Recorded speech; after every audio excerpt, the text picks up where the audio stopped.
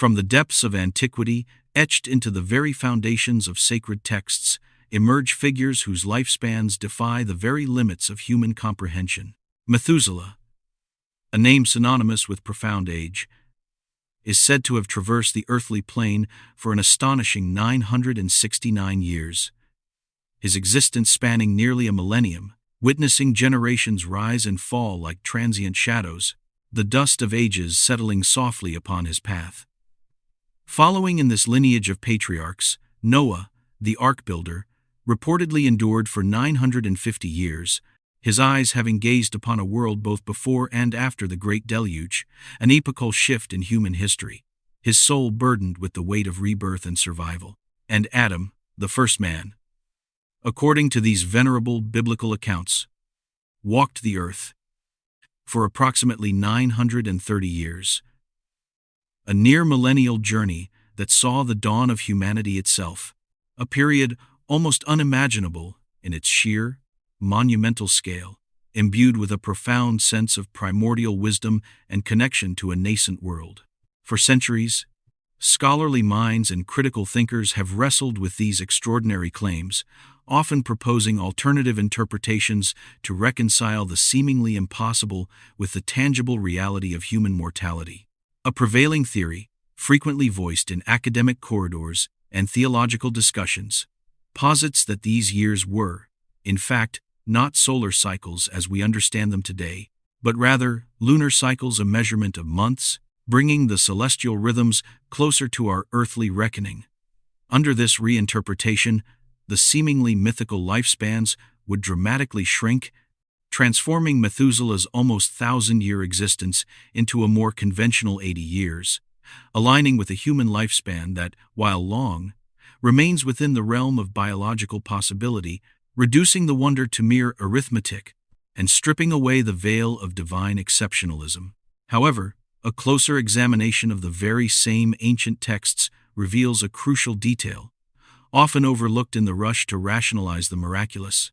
Within the biblical narrative itself, often in verses immediately proximate to these accounts of astounding longevity, the Old Testament makes a clear and unambiguous distinction between months and years, using distinct terminology for each, leaving little room for ambiguity. This meticulous linguistic precision strongly suggests that the ancient scribes were not mistaken.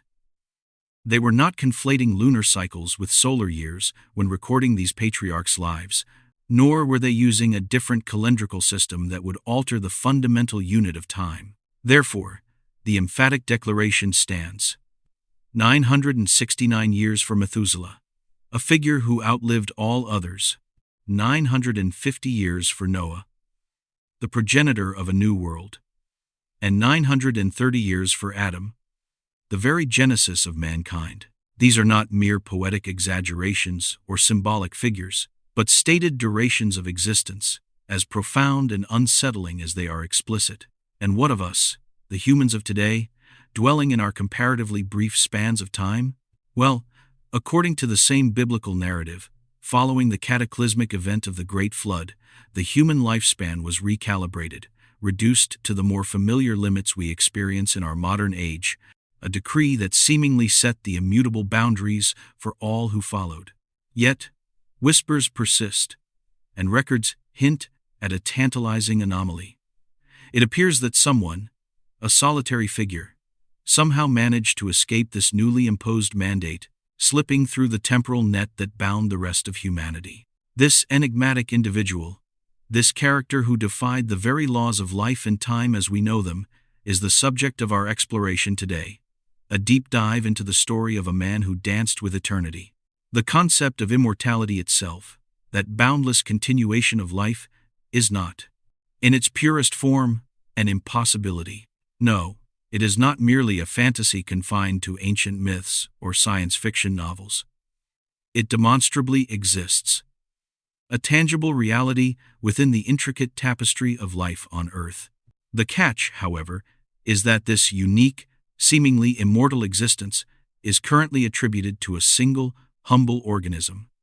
The Times Turritopsis nutricula *, a tiny, translucent species of jellyfish, no larger than a human fingernail, often found drifting idly in the vast, indifferent ocean currents. This unassuming creature possesses a characteristic that sets it apart from nearly every other living thing on our planet, an evolutionary trick of truly breathtaking scope. When the times Turritopsis nutricula times reaches its adult, mature stage, a period of peak development and vitality, where it swims freely, propagating its species, something extraordinary occurs. Instead of succumbing to senescence, to the inevitable decline and decay that marks the end of life for all other multicellular organisms, it begins a remarkable transformation. It starts to reabsorb its own cells, deliberately dismantling its highly developed adult form as if consciously regressing, integrating its complex structures back into a single, undifferentiated mass. This process leads it to revert to its earliest life stage, becoming a simple polyp once more, a sessile, tube-like creature that attaches itself to the seabed, perhaps to a coral reef or a smooth stone, and then, astonishingly, it restarts its entire life cycle from scratch. A phoenix reborn from its own biological ashes, perpetually renewing itself. It is the biological equivalent of a vibrant butterfly, having soared through sunlit meadows, its wings a kaleidoscope of colors, its antennae tasting the sweet nectar of life. Suddenly, inexplicably, shedding its magnificent wings, its delicate legs, its intricate patterns, and transforming itself back into a humble, segmented silkworm, only to then, once again, undergo pupation and emerge anew as a butterfly, repeating this cycle endlessly. A dance with time that utterly defies our understanding of mortality. This astonishing phenomenon is precisely what occurs with the renowned Times Turritopsis nutricula asterisk, a living testament to life's most profound mysteries. Yet, you and I, along with billions of other human beings, and indeed almost every other species inhabiting this intricate planet, whether those currently flourishing or those long since vanished into the annals of prehistory, do not possess this miraculous characteristic. Our existence is bound by a finite temporal frame, a predetermined span that, crucially, is not merely delimited by the whims of disease, the harsh randomness of accidents, or the cruel hand of external misfortune. Nor is this lifespan dictated by the sheer size of a creature, nor by the abundance or scarcity of its nutritional intake, as evidenced by the vast diversity of life around us. In truth, the fundamental determinant of how long we are permitted to live, the intrinsic biological clock that governs our individual journey through time, resides within a minute, yet profoundly significant, component of our cellular structure, a tiny entity known as a telomere. Each of our countless cells, within its delicate architecture, possesses an extension of telomeres, caps found at the ends of our chromosomes, which serve as crucial protective sheaths, much like the plastic tips on shoelaces. It is within these telomeres that vital genetic information, extracted from our DNA, is meticulously stored. A profound biological blueprint that dictates a cell's identity, its purpose, and its function within the intricate symphony of our bodies. With every single instance of cellular reproduction, every time a cell divides to generate 2 new daughter cells, this precious genetic information is faithfully replicated and shared. This ensures that the new cells understand their role, whether they are destined to become a strand of hair, a fragment of skin, a vital component of the liver, or any other specialized tissue in the body. However, and here lies the cruel paradox of life, this replication process, while essential, is imperfect. Each time the cell divides, each photocopy of that genetic code inevitably loses a tiny fragment of its original integrity, a microscopic erosion that chips away at the telomere's length, much like a document that loses clarity with successive reproductions. Through the application of sophisticated mathematical formulae, scientists are now able to calculate with remarkable precision the absolute theoretical limit of any given living creature's survival, mapping out the precise cellular budget of division before critical genetic information is irrevocably lost. Thus, we observe the majestic elephant, a creature of immense power and presence, capable of gracing the earth for a dignified 80 years. Its slow, measured steps echoing its long journey.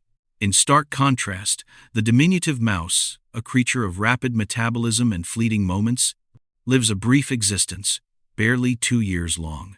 And for humanity, the pinnacle of this biological ceiling, the absolute maximum lifespan recorded, stands at a poignant 119 years, a benchmark recently set by the most venerable individual whose life was fully authenticated, a testament to the outer bounds of human resilience. Therefore, even if medical science were to achieve miraculous feats, eradicating every disease known to man, preventing every accident, and ensuring every human enjoyed a state of perfect, pristine health, an immutable ceiling would still loom above us. A biological barrier we cannot breach. We cannot, simply put, live forever. Because our cells are pre-programmed for a finite number of divisions. Eventually, each cellular lineage will reach a point where further replication becomes utterly impossible. The copies of these terminal cells would be so profoundly degenerated, so stripped of their original genetic instructions, that they would no longer know their fundamental purpose. Whether to form hair, or eyes, or skin, or bone, or nail, this catastrophic loss of identity would inevitably lead to a systemic collapse, a complete breakdown of the body that once housed these vital, yet now confused, cells. Even in the absence of any external disease, the individual would be irrevocably condemned to the inevitable cessation of life, a preordained biological finale. But as I hinted at the very beginning, what if there was an exception?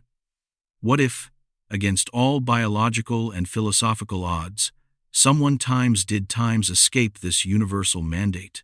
Have you ever heard whispers of the enigmatic Count of St. Germain, Comte de Saint Germain, as he was known in the salons and courts of 18th century France?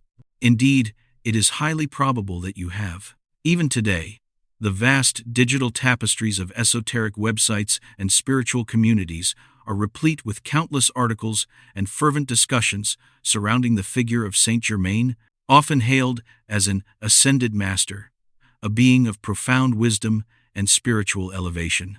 While we ourselves do not necessarily subscribe to such mystical definitions, nor do we entertain the notion that Saint Germain was, as some have wildly speculated, a reincarnated prophet Samuel, or any other biblical figure, his story remains, by any measure, one of the most utterly fascinating and perplexing chronicles in the annals of human history. Our tale of the Count truly begins to unfold around the year 1741, amidst the volatile political landscape of Austria, a continent gripped by the throes of war. General Charles Louis-Auguste Fouquet, a distinguished and valiant officer, had been entrusted with a critical command by his sovereign, the beloved King Louis XV of France. His formidable task was to lead a military operation against the German forces, with the strategic imperative of controlling and defending vital regions, protecting the French crown's interests amidst the swirling chaos of conflict. However, despite the general's valiant efforts, the military campaign was not progressing favorably. Indeed, it was a series of increasingly disastrous battles, each one leaving a trail of despair and heavy losses. In one particularly brutal engagement, General Fouquet, also known by the distinguished title of the Duke of Belle-Isle, or Times Belle, found himself grievously wounded, his body pierced and broken amidst the clangor of steel and the cries of the dying. His loyal men, with grim determination, managed to retrieve him from the bloody field and bring him back to the relative safety of the military encampment.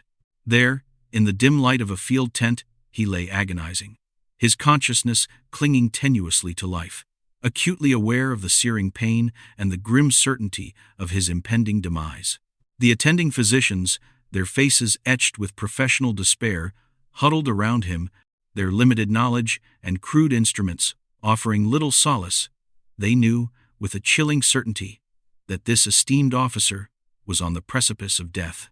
It was at this desperate juncture, amidst the hushed despair and the sterile scent of bandages, that a simple guard, a lone soldier, unceremoniously entered the tent.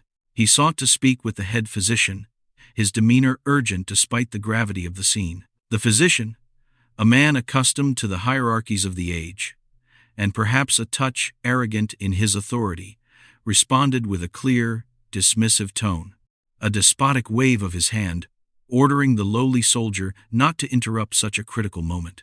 But the soldier, unperturbed by the physician's arrogance, insisted, his voice unwavering.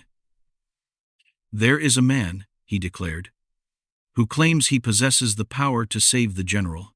Naturally, the fastidious French physician, with his impeccably powdered wig, his distinguished, velvet-trimmed coat, and the delicate lace handkerchief he periodically dabbed at his brow, scoffed at such an outlandish claim. He imperiously waved the soldier away, urging him to retreat immediately.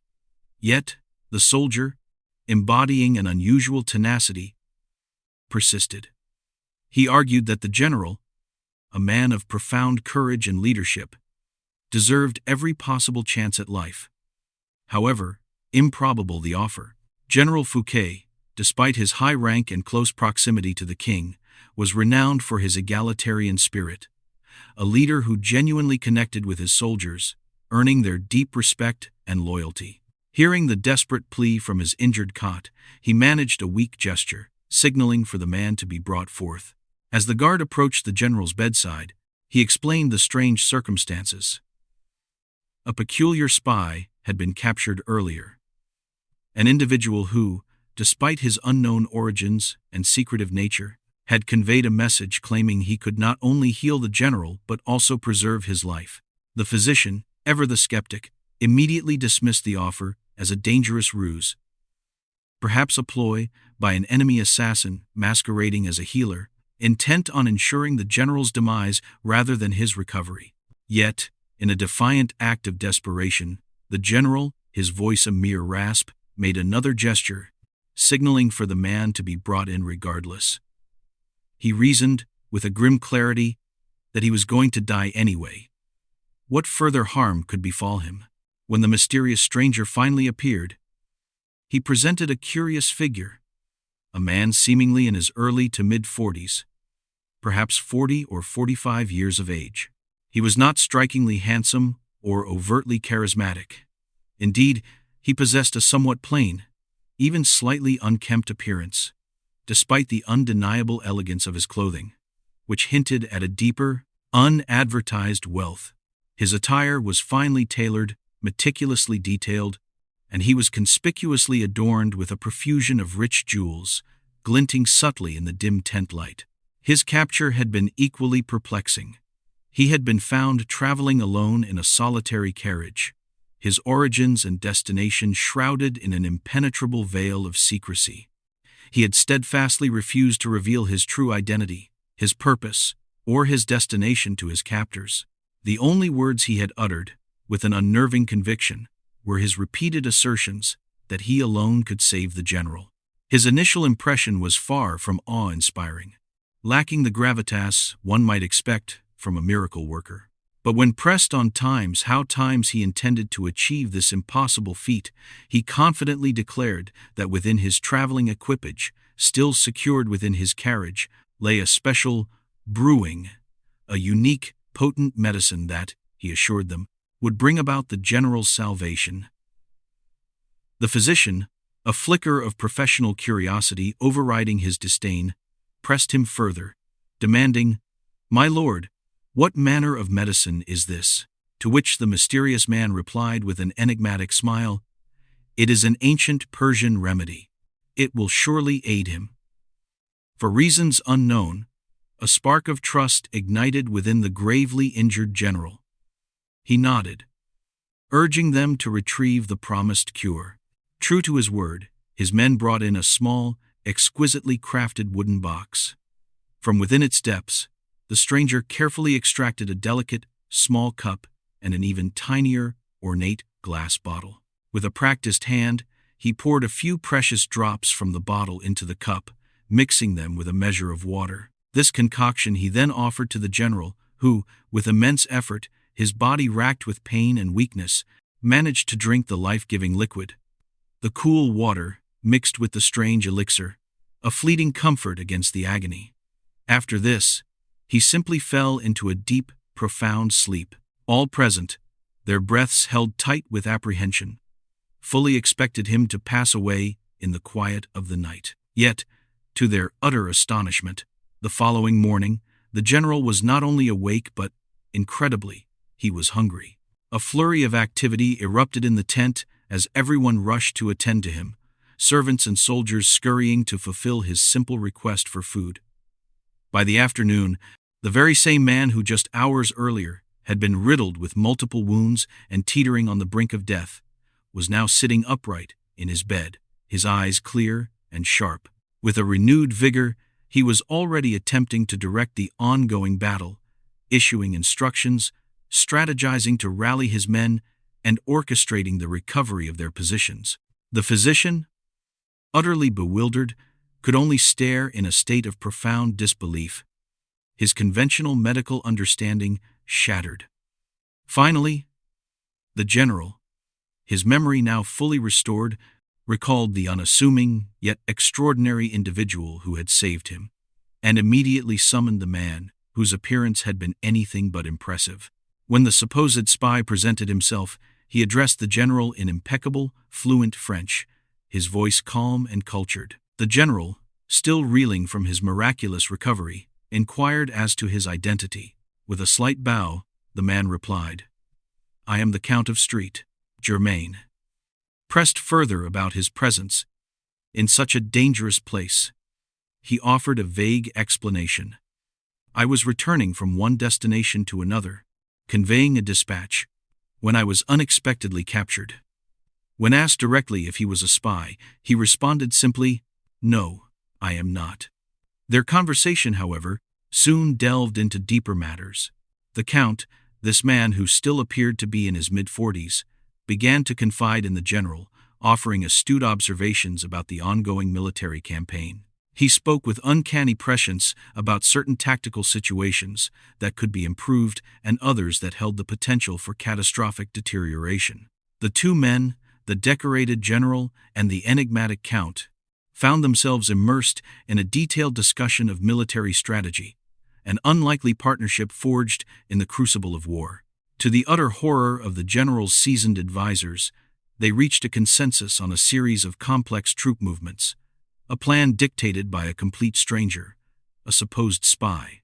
Despite their vehement protests and profound apprehension, "How can you trust an enemy spy?" they surely whispered. The general, perhaps swayed by the Count's earlier miracle, proceeded with the strategy. And, astonishingly, it worked. The Count's insights allowed the troops to be rescued, an honorable retreat to be executed, and their forces to regain strength in a more defensible position, turning the tide of a seemingly lost campaign. From that pivotal moment onward, this singular character, with his distinctive aquiline nose, became an indispensable and extraordinarily close confidant to the Duke of Belle-Isle, the very same General Charles Louis-Auguste Fouquet. Their bond deepened through shared experiences and the Count's consistently uncanny foresight. In another instance, during a sensitive diplomatic meeting convened to discuss a fragile armistice, a gathering attended by a diverse array of delegates, some Austrian, some German, and others of less clear provenance, who conversed in an unfamiliar tongue. A tense atmosphere hung in the air.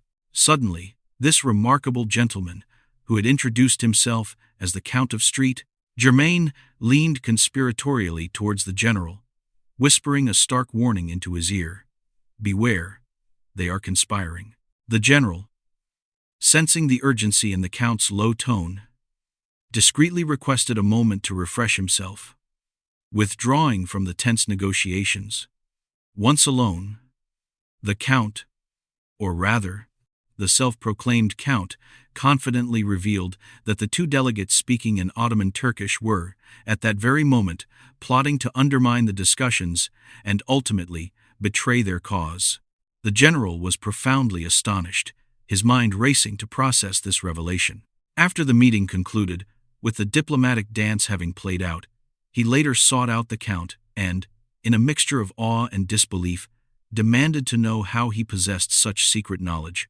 The Count merely smiled, a knowing glint in his eyes, and replied with an almost casual air, "Oh, I speak Turkish, of course, but I also speak German and French, and a few others." As their conversations deepened, the general's astonishment only grew. It rapidly became apparent that this mysterious individual possessed not merely a smattering of phrases, but a profound fluency in an astounding array of languages: English, French, Spanish, Italian, Latin, which he notably distinguished from modern Italian, Greek, Arabic, Turkish, and Aramaic.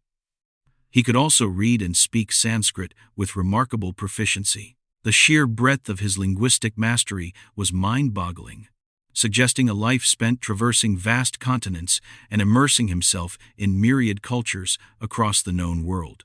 What was even more peculiar, however, was his assertion of speaking ancient Greek, a language for which he found no contemporary conversational partners, highlighting its historical distance. Similarly, his Sanskrit, the classical language of India, was of an ancient form, rendering it impractical for communication with the modern inhabitants of the subcontinent. This linguistic tapestry, so rich and so historically layered, only served to deepen the enigma surrounding him. Beyond his scholarly achievements, he was also a man of immense charm and wit, a delightful conversationalist who invariably possessed an engaging anecdote or a fascinating insight for every occasion. His presence lit up any room, his personality drawing people in like moths to a flame. At one particular soirée, an excruciatingly dull affair, an amateur musician was torturously sawing away at a violin, his performance so utterly devoid of talent that the assembled guests struggled to conceal their profound boredom and polite agony. Suddenly, the Count, or this enigmatic man who insisted on being called the Count, rose gracefully from his seat. With a polite bow, he asked, "May I?" He gently took the violin from the relieved performer, adjusted the tuning pegs with a few quick, almost imperceptible turns, and then, with breathtaking virtuosity, launched into a dazzling, complex melody. When his virtuoso performance concluded, the final notes lingering in the stunned silence of the room, the gathered company, the general, his advisors, and the other guests, were utterly transfixed, their faces a tableau of open-mouthed astonishment. Few among them had ever witnessed such musical mastery. One incredulous guest, barely finding his voice, stammered, "Forgive me, but do you also play the piano?" With a charming, almost mischievous smile, the Count replied, "Of course, of course."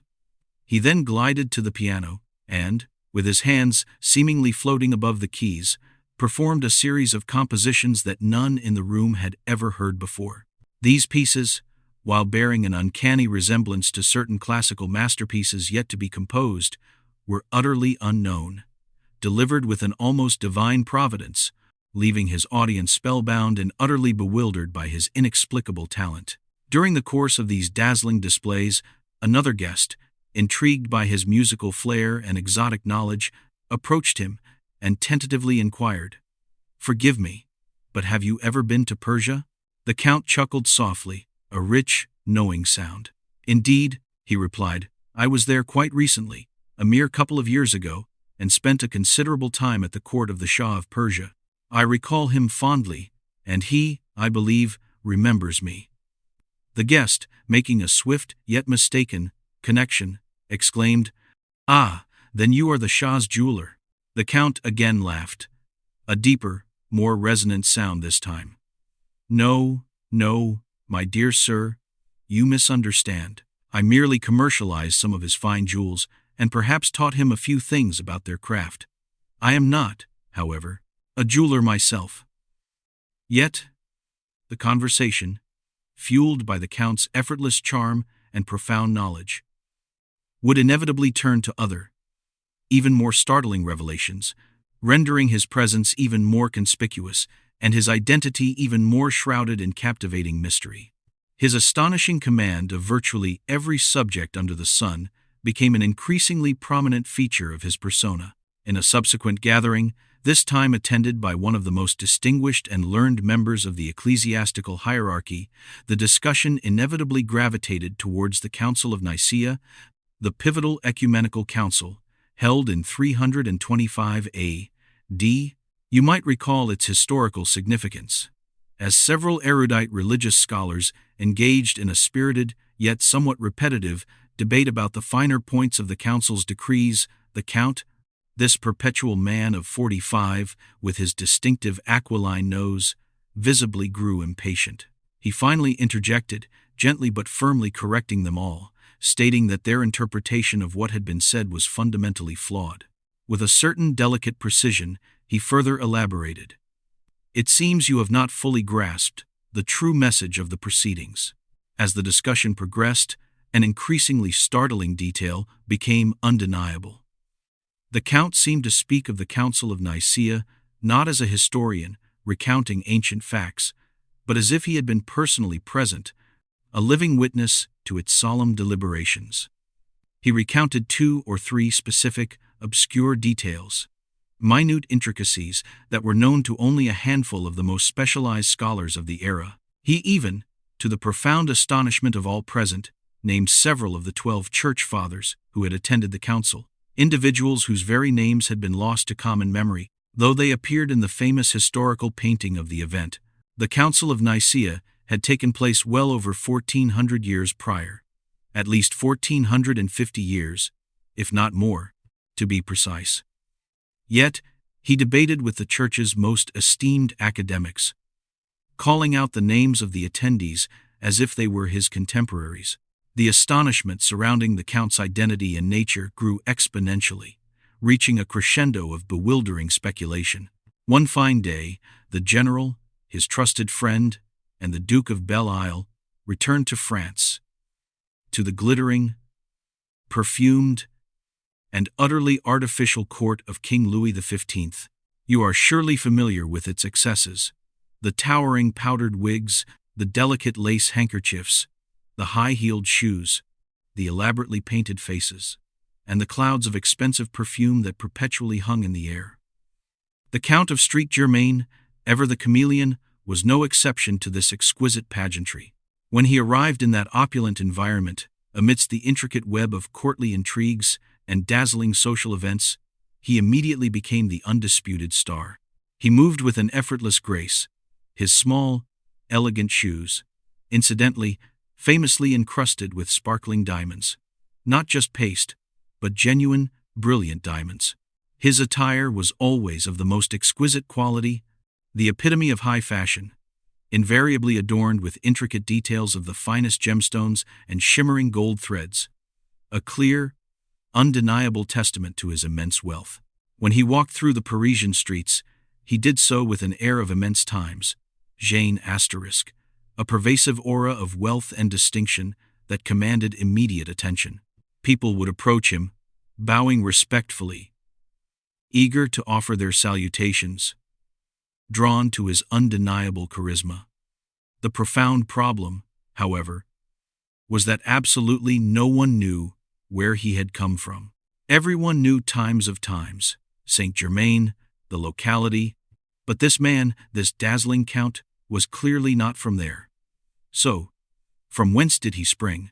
Furthermore, they knew the true times Count of Saint Germain, a venerable but portly, rather unattractive old nobleman who belonged to the French aristocracy, notorious for his enormous wig, and who bore absolutely no resemblance to this youthful, vibrant enigma.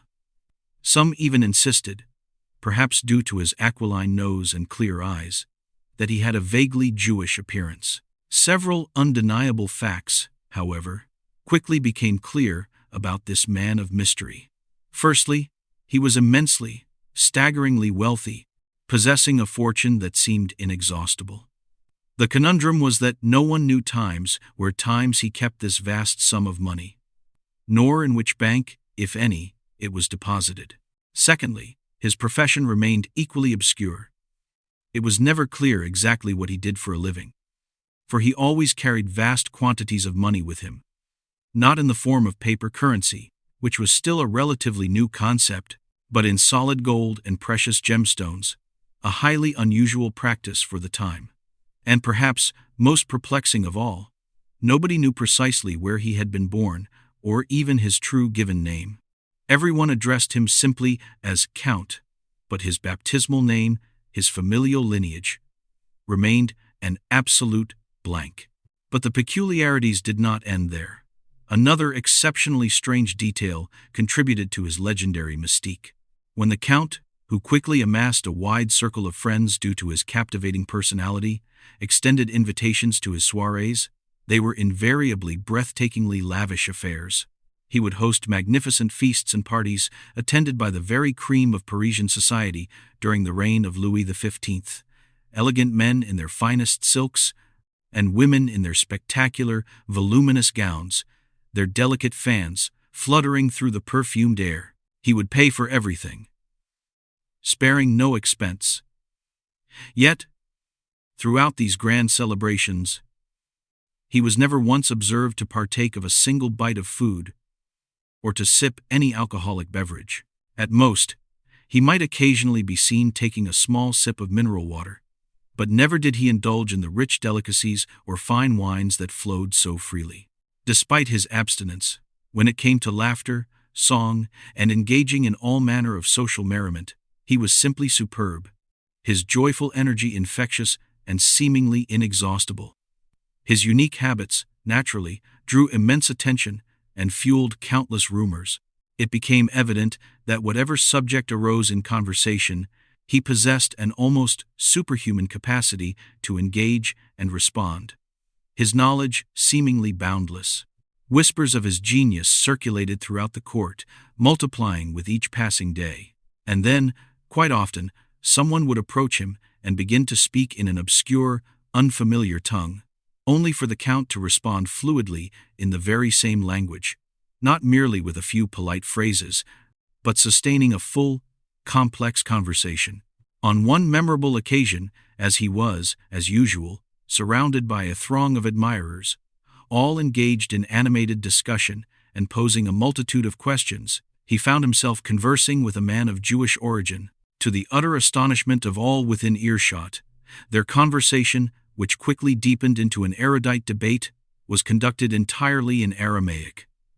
Yes, Aramaic. At that historical juncture, Aramaic was no longer a living, commonly spoken language. The Jewish gentleman was clearly a scholar, an expert in ancient texts. How could the Count of Saint Germain, a man of such enigmatic origins, possess such a profound mastery of a language that was, to all intents and purposes, dead? It was a question that hung tantalizingly in the perfumed air of the court. The saga of the Count's growing influence reached its pinnacle when he was, finally, invited to the court of Louis XV himself. The king, a majestic and imposing figure, was known to be a man of tremendous character, widely adored by his people, yet also notoriously restless and easily bored. New acquaintances typically held his attention for no more than 30 seconds before he would dismiss them summarily. He was, to be frank, a man of prodigious appetites, who changed his romantic companions almost weekly. Though the Queen and Madame de Pompadour, his principal mistress, remained constant fixtures, he was, in essence, a promiscuous individual, but one who was perpetually in search of new amusements. When his courtiers proposed introducing the Count of Saint Germain, Louis XV, with a dismissive wave of his hand, inquired, "And who is this Count of Saint Germain? I know nothing of him, nor his lineage. Why should he be presented to me?" "But sire," his courtiers pleaded, "he plays the violin most beautifully." "I have better musicians," the king retorted. "He also plays the piano with great skill. I have pianists." "I am not interested," Louis declared, his voice tinged with impatience. "Does he possess some amusing talent? Will he make me laugh?" "Money pani." "No, sire," they admitted. "That is not his particular strength. However, he possesses an extraordinary knowledge of jewels and magnificent precious stones." "Bring him," the king commanded. His interest finally piqued. And so, the Count was presented. To the astonishment of all present, he arrived bearing a series of gifts for the king. Breathtakingly brilliant jewels, of exceptional quality and exquisite craftsmanship, which he presented with a gracious bow. Immediately after the exchange of gifts, as their conversation flowed, Someone at court happened to comment on a truly magnificent gem in the royal collection, a stone that, tragically, was considered flawed due to a minuscule air bubble trapped within its depths, rendering it practically worthless despite its dazzling size and beauty. The Count, with an air of quiet confidence, declared that he could fix it. The court erupted in incredulous gasps. "How can you possibly fix it?" they exclaimed. "It's impossible. Once a stone is flawed, it is forever flawed." Undeterred, the Count took the gem. A few days later, he returned, presenting the jewel, now perfectly corrected. Its flaw miraculously vanished, claiming he possessed the ability to enhance the beauty and appearance of precious stones. Word of this extraordinary feat, of his inexplicable wealth, and his peculiar ability to seemingly transmute imperfections, quickly spread through the local Parisian circles. The whispers escalated, evolving into a fervent belief that this mysterious individual was, in fact, an alchemist, and that it was through this ancient, arcane art that he acquired the vast sums of money and precious gems with which he moved so freely from place to place. Perhaps the most significant rumors, however, began to circulate when he acquired a grand residence, a magnificent townhouse, in Paris itself around the year 1760. Within its walls, he installed a series of strange, alchemical apparatus and peculiar instruments, sparking intense curiosity among his neighbors and the wider populace, for it was widely believed to be a fully equipped alchemist's laboratory. However, when one dines with the king, breakfasts with the king, and attends the king's most exclusive parties, few dare to approach with open suspicion. Yet, his peculiar existence also stirred profound discomfort and even resentment among certain influential figures at court, who viewed him with a mixture of awe and suspicion. Sadly, his great friend, the Duke of Belle-Isle, would eventually pass away, leaving the Count without his primary patron. Nevertheless, Saint Germain maintained a strong connection with the king, Madame de Pompadour, and numerous other ladies of the court. He was, by all accounts, highly skilled in the art of romantic engagement, a charming and captivating presence. Yet, despite his social successes, his peculiar habit persisted. Whenever he attended royal breakfasts, dinners, or sumptuous feasts, he was never seen to partake of any food. The most he would ever accept, as you might now imagine, was a simple glass of mineral water, and nothing more. He would converse, dance, sing, and engage in all manner of courtly activities, but he would not consume. Then, something truly bizarre occurred, an event that would solidify his legend in the minds of those who witnessed it. It was around 1761, or perhaps 1762. At one of Madame de Pompadour's famously opulent and impressive parties, the king's unofficial consort had orchestrated a truly magnificent fête.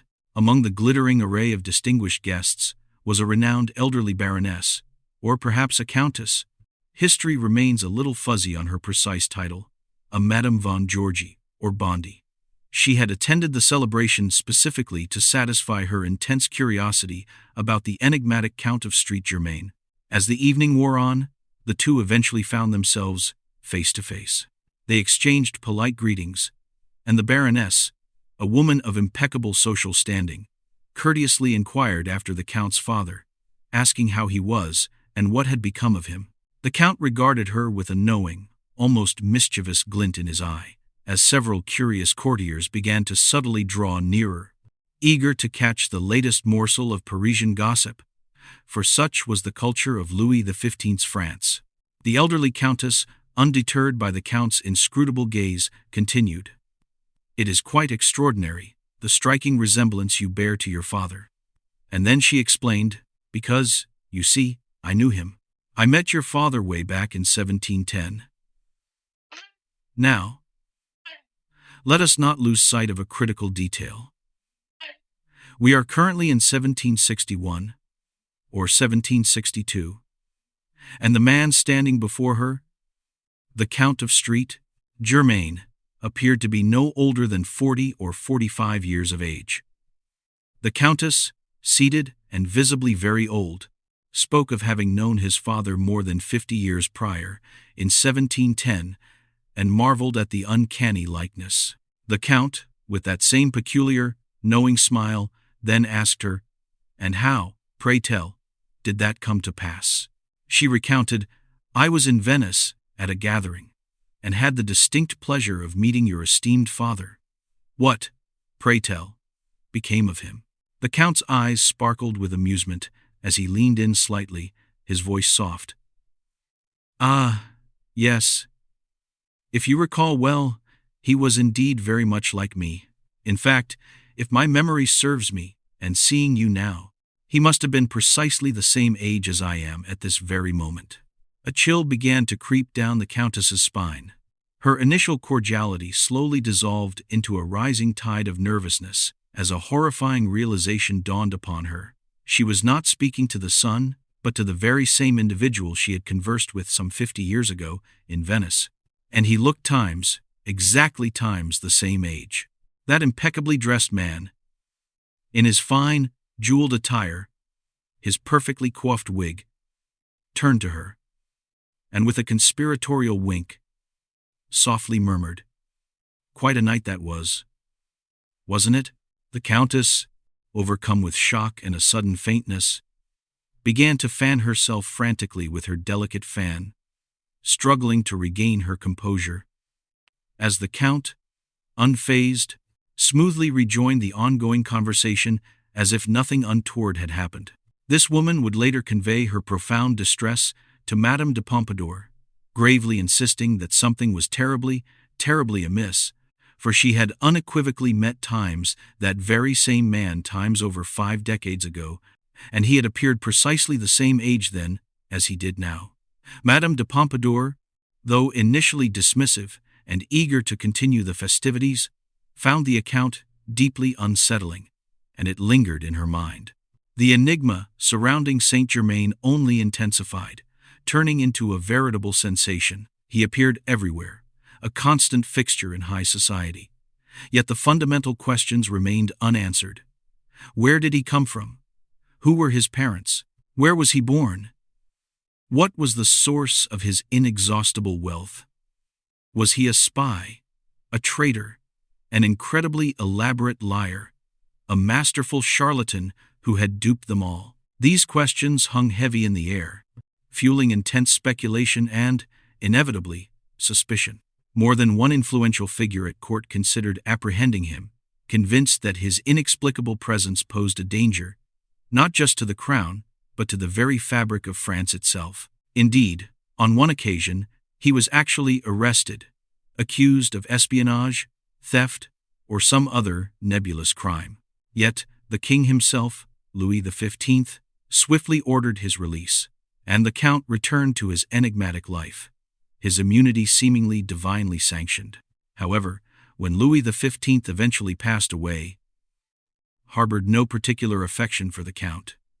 Deprived of royal protection, Saint Germain wisely chose to leave France. By this point, his influence and activities had expanded far beyond the court.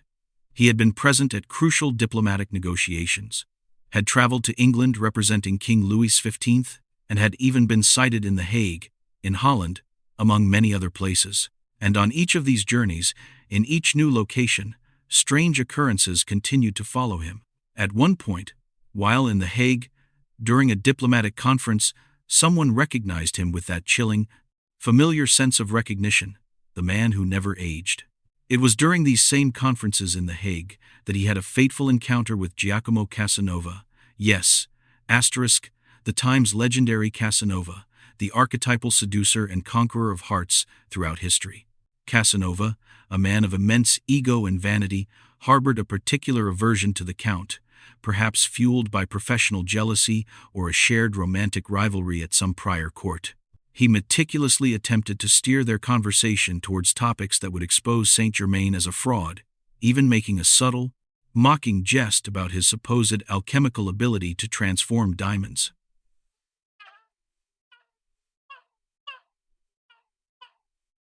Casanova, a born showman, was determined to reveal the Count as a charlatan.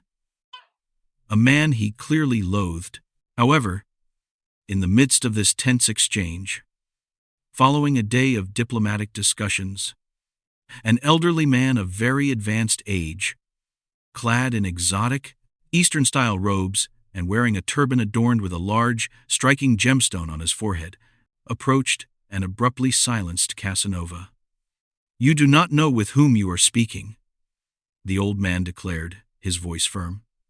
Casanova, always the arrogant and conceited rake, who considered himself the most powerful man in the world, due to his reputation as a great lover, responded with haughty disdain, demanding to know what he meant. The turbaned man, with a quiet dignity, pointed to the magnificent diamond on his own turban. "This diamond," he announced, "was presented by that man there," indicating Saint Germain, "as a gift to my father." A wave of profound astonishment swept through the onlookers. This was likely around 1776 or 1777, and the father of this turbaned man had received the diamond in Persia, perhaps from the Shah himself, in the late 1600s or early 1700s. This meant that the Count, if he was indeed the same individual, would have to be at least 110 years old at that moment. The turbaned man explicitly stated that when the Count had gifted the diamond to his father, Saint Germain had appeared to be exactly the same age he did then, in the 1770 seconds. Casanova was utterly dumbfounded. By his own calculations, based on the turbaned man's testimony, the Count of Saint Germain would have to be over 300 years old. And amidst his theatrical exclamations, he openly voiced this shocking realization. But Casanova was not the only luminary to comment on the enigmatic Count. The renowned philosopher, writer, and satirist, Voltaire, also penned several revealing paragraphs about his good friend, the Count of Saint Germain. In one of his many works, Voltaire, known for his acerbic wit and satirical observations, described Saint Germain as the man who knows everything and who never dies. While Voltaire, as a noted satirist, was undoubtedly mocking the Count, his words, penned for public consumption, nonetheless affirmed Saint Germain's presence and the extraordinary nature of the rumors surrounding him. This brings us to a crucial question for our investigation. Did the Count of Saint Germain actually exist? The unequivocal answer is yes. He did exist. His presence is attested to by figures as diverse and prominent as Casanova and Voltaire, both of whom encountered him and documented their observations. Following these tumultuous events, the Count of Saint Germain spent time in France, then in Germany, where he formed a close friendship with the famous Prince Charles of Hesse-Kassel. At one point, while in France, he sent a cryptic missive to King Louis XVI, urging him to flee the escalating political unrest, warning of imminent danger. Shortly thereafter, the French Revolution erupted in all its bloody fury. However, according to official historical records of the time, it was at this juncture, on the 27th of February 1784, that the Count of Saint Germain supposedly passed away. Yes, this man who had seemingly lived for centuries, this figure of immortal legend, ostensibly died. Or at least, that is what was publicly declared. A small, unassuming tomb was erected on the private estate of Prince Charles of Hesse-Kassel, bearing a simple, yet profoundly enigmatic epitaph that read something to the effect of, "Here lies the man of whom nothing is known, yet everyone knew something. His death was attributed to pneumonia." However, Saint Germain, as many of his friends knew, had a penchant for changing his name. For a short time later, he was reportedly captured in England. During the chaotic period of the Jacobite Wars, apprehended under suspicion of being a spy. During his interrogation, for which official records attest to his presence, someone astonishingly identified him as the Count of Saint Germain. This identification only intensified the scrutiny, confirming the interrogator's belief that he was indeed a dangerous spy. Yet, by some unknown means, through some twist of fate, or perhaps an elaborate escape, he vanished from custody. The records indicated his presence, but he himself was gone, leaving only his spectral entry. From that moment onward, Far from being dead, he began to appear in numerous unexpected locations across Europe, further cementing his legendary status. Let me recount just a few of these extraordinary post-mortem encounters. The first recorded mysterious sighting after his supposed death occurred in 1785, a mere year later, when he was unequivocally identified, engaged in a deep discussion about hypnotism with Anton Mesmer, the very creator of mesmerism and the pioneering principles of hypnotism. Saint Germain, it was reported, was explaining the intricate workings of the human mind to Mesmer, a role reversal that astonished those who learned of it. Following this, other peculiar sightings continued to emerge, like in 1789, a mere 5 years after his death. The Countess d'Addamer not only positively identified him, having known him previously, but she spent considerable time conversing with him, absolutely certain of his identity. When she asked if he was indeed the Count of Saint Germain, he affirmed it. And when she gently reminded him that he had been reported dead, he merely smiled, a knowing glint in his eye, and deftly changed the subject, refusing to be drawn into the matter of his mortality. The Countess d'Addamer not only adamantly asserted that she had seen him and conversed with him, but she also claimed that he had actually stayed in her home, leaving her several magnificent diamonds as a parting gift. Crucially, she reported that he appeared exactly the same age as he always had, forever 40 to 45. From this point on, the narrative surrounding the Count becomes even more intricate and astonishing. Helena Petrovna Blavatsky, the celebrated founder of the entire theosophical movement, repeatedly claimed to have had direct encounters with him, viewing him as a profound spiritual teacher. Similarly, Annie Besant, another prominent theosophist and a key figure in the New Age movement, also maintained that she had met the Count. The truly mind-boggling aspect of these later encounters is that they occurred well into the 19th century, around 1820 or 1821. Considering that he had been identified in Venice in 1710, already appearing to be around 45 years old, these later sightings imply that by the 1822, he would have been carrying at least 150 years on his shoulders. Yet, he was consistently described as appearing exactly the same age. Naturally, as the centuries turned, those who had known him in the glittering courts of France and Germany gradually passed away, leaving fewer and fewer individuals who could truly attest to his identity. His story began to blur around the edges, fading into the realm of legend. However, even after these theosophical encounters, the famous Count of Saint Germain continued to manifest his presence at various events. In 1815, he was identified after a series of conversations in which someone eventually asked, "Are you not the Count of Saint Germain?" He was subsequently identified under the false name of Major Fraser, a clever alias. Even further into the 1800s, around the 1822, he was again identified. On these later occasions, it wasn't that specific individuals times recognized times him from a past life, for there were few left alive who could. Rather, it was often during deep intellectual discussions, where his extraordinary knowledge inevitably led someone to pose the question, "Are you, by any chance, the Count of Saint Germain?" And, faced with the inescapable truth, he would invariably have to accept the title. From that point on, and for many more years, evidence of his continued existence sporadically re-emerged across the globe. In every single reported instance, the details were consistently the same. A man living alone, with no discernible past, whose source of immense wealth remained an absolute mystery. He invariably paid in gold, always possessed valuable items like diamonds or other precious stones, and, most remarkably, he always appeared to be exactly the same age. Some of the very last reported encounters with this enigmatic figure occurred as recently as the 1932.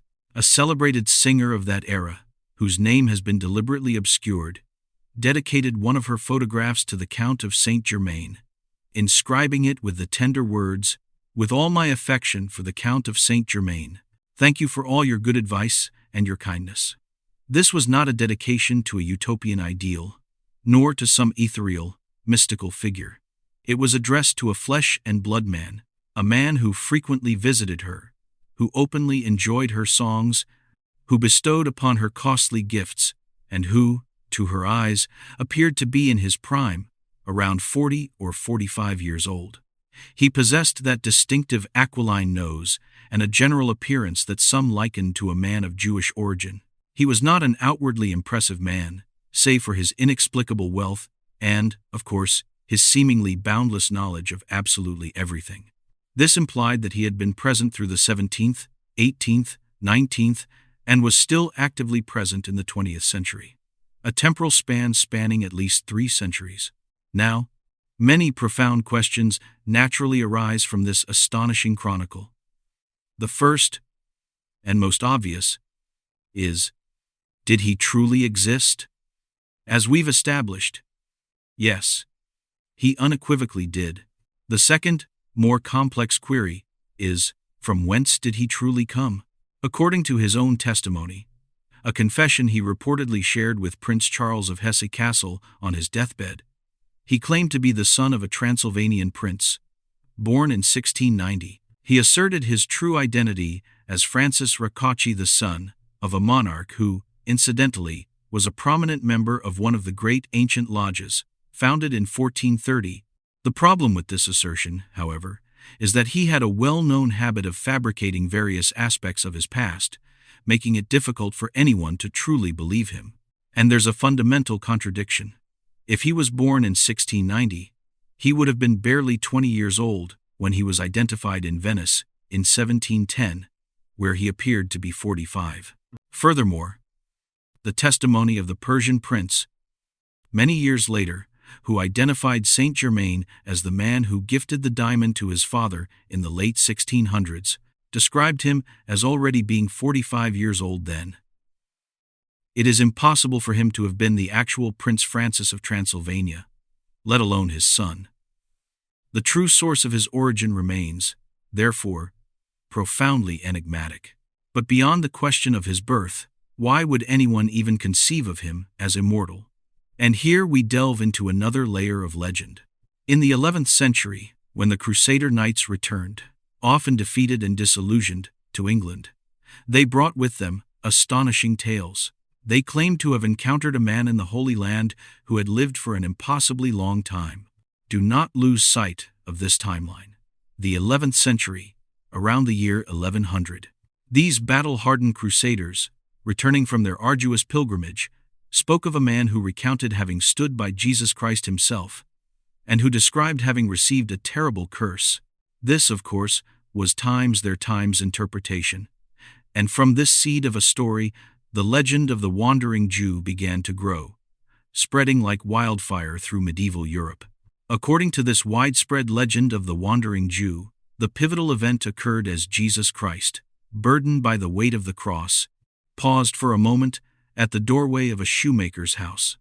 Some versions say a shoemaker, others, another dwelling, seeking a fleeting moment of shade beneath its portico. The shoemaker, fearful of sanction from the Roman authorities or some other retribution, reportedly emerged and sternly commanded Jesus, "Move along, keep going, do not rest here."